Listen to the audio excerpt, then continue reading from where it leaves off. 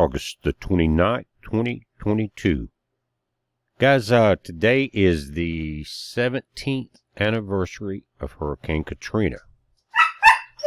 And yes, Bandit, you weren't even born then. Hush.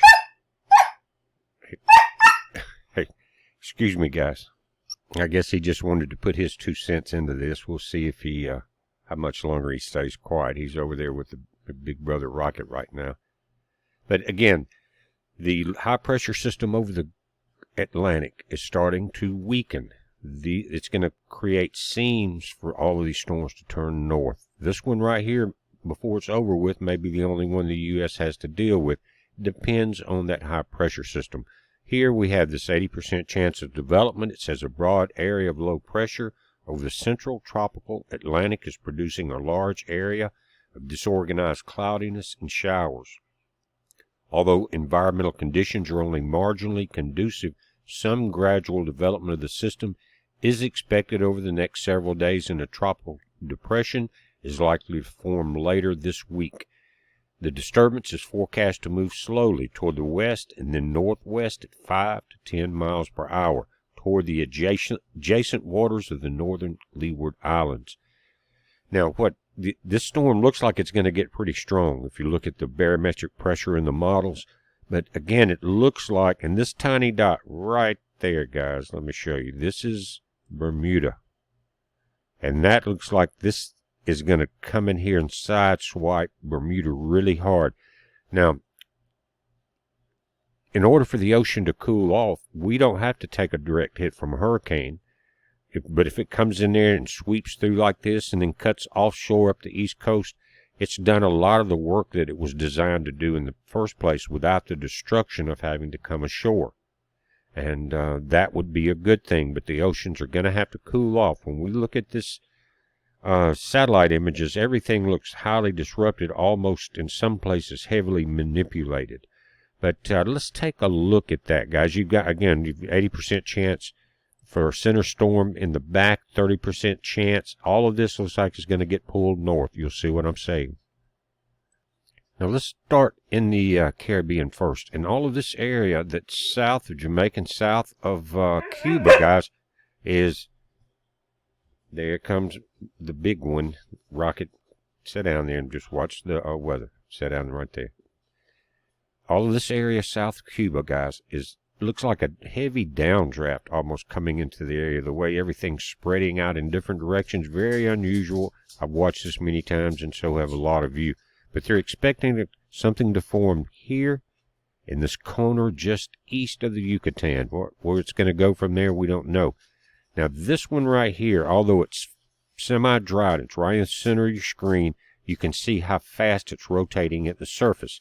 Well, if that picks up the clouds and the moisture, it's going to continue to strengthen, but it could give Bermuda a very hard time. The storm coming off the African coast, that's a very large area, too. We're going to have to watch it. But these look like they're going to get caught up into the North Atlantic. One of the reasons this storm is semi-stripped out is because if you notice the heavy Saharan air layer in areas just north of the storms, right there. Now, that's the reflection of the sun, but you can see the concentration that's northeast of the Windward Islands, right there. But this is an interesting area in the Caribbean. Let's take a look at the Canadian model and the Navy model. Now, this is updated about 25 minutes ago, guys, 7:30 Eastern Time p.m. You got your spaghetti models coming from the system in the Central Atlantic that has an 80% chance of development. They're calling it Invest 91L. Further south is the NWRF model, but the purple model right here is the Navy model, and right beside it is the Canadian model. They're kind of leading this way south, but we'll have to look as far as the southernest track of the storm as it moves west. And you notice this curve starting here, and all of this, if you center these models, again, Bermuda's here in this dot, it looks like they're going to catch a lot of trouble. It's going to depend on how this high-pressure system bends and buckles. Now, first, let's look at the Canadian model. You can see your storm here moving north of the Windwards and north of the Bahamas.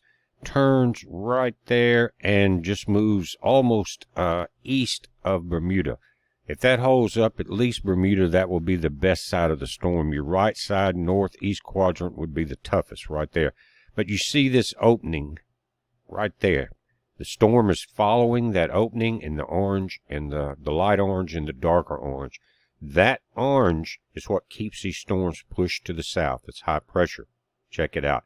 And so this goes out, and you'll see it on the 6th turn, and this model goes out to the 8th. Turns very quickly and heads north. Now, let's look at the difference in this and the Navy model. Now, this only goes out to the 6th of September, not the 8th. And so, if you look at this, this is the Navy model. It's a little further south than the Canadian model, but look at one factor, and we need to keep that in mind, is this orange area, the Navy's predicting, which is high pressure, remains somewhat in place. Now, if that pulls out quickly, this will follow the same path the Canadian model is showing us. But notice how this one's taking advantage of this rear storm of these bends and creases in the high pressure. So this one we will have to keep an eye on. Notice the coloration goes into purple. And if you look at the graph on the bottom, that's extremely low pressure. And the lower the pressure, the stronger the hurricane right there. It's going to depend on this pressure, so it's worth keeping an eye on right now. And I wanted to come in and do a quick video before we lost the daylight over the Atlantic, so we would not have those satellite images, guys. But this is what we're looking at now. There's a couple other things we're watching that's very important. We talked about some of them last night over with Paul Begley, and I think that event is coming up very quickly. If you haven't watched that, pay attention to it. But guys, we're watching this. Again, some of this weather just does not look normal. It looks like it's being manipulated to me, and it takes a lot for me to say that. I've been watching these so long, and the storms are unpredictable, but this year is just something a little different. It's a heads up, guys. Be safe.